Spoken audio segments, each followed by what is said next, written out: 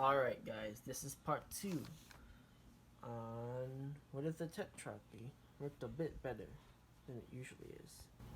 So, what would happen? So, last time we saw the barbarians sacking Ravenna only to get pushed out of Rome, and Maxentius getting pushed into Illyria.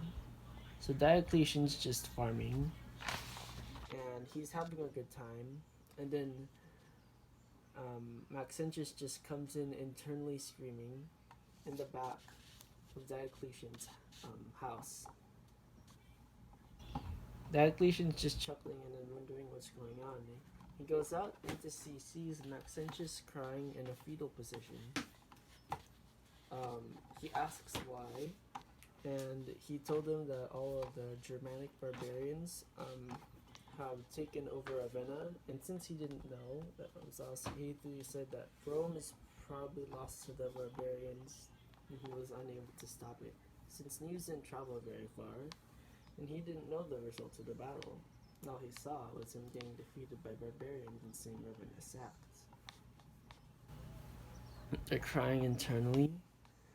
Diocletian was horrified, but then he went ahead and patted Maxentius on the back and said, "You can do better," because he did not want to go back. He did not want to go back to being a tetrarch. After all, society at that time was very, very, very corrupt. And Diocletian basically just wanted to have a good life and a stable society. As a result of that desire to have a stable society, he let Maxentius run the whole thing as well, and just wanting to have farms. And then he then even gave him some cabbages. Maxentius ate a cabbage, and he felt as if his bones grew stronger.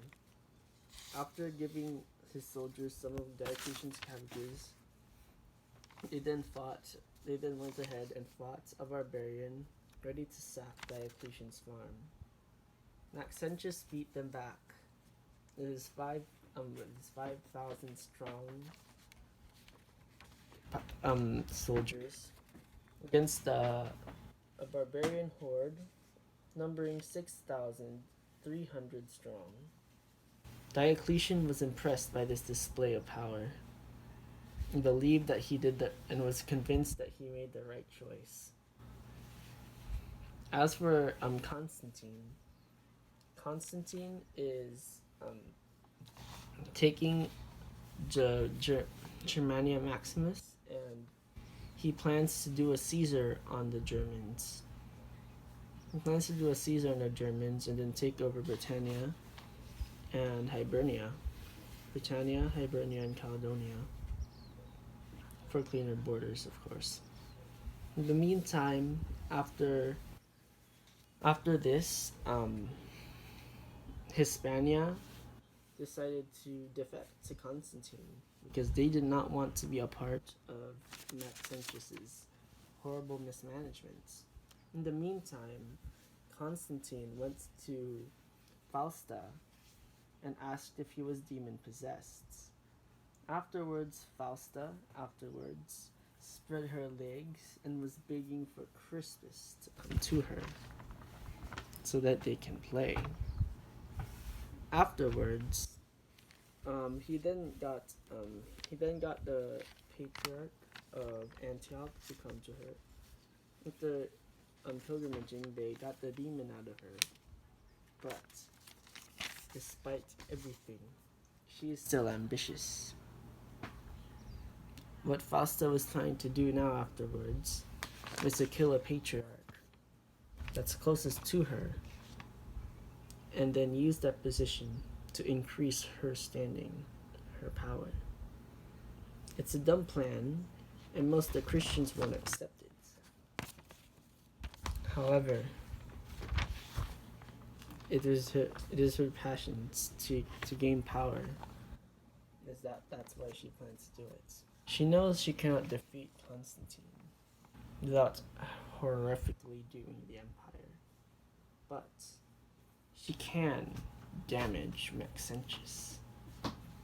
Soon they will be at odds with each other. But in the meantime, everyone is united in conquering Germania. As for Maxentius, he just watched as more cities except for Rome. Almost every city except for Rome, Pompeyland, and Sicily fell to the Germanic hordes, and Hispania has just defected, and the only thing he has left is Rome, Sicily, and Illyria. How do you think Maxentius will hold the barbarians back as the barbarians siege Rome? The barbarians, led right now by Burgundians, siege at Rome's walls.